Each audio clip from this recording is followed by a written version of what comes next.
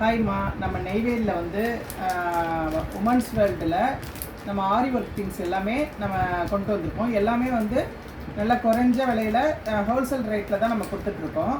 இந்த கடை எங்கே இருக்குன்னா, வசந்தம் ஆப்போசிட்டு உமன்ஸ் வேர்ல்டுன்ற பார்லரில் நம்ம ஜமிக்கி திங்ஸ் வந்து எல்லாமே கிடைக்குது.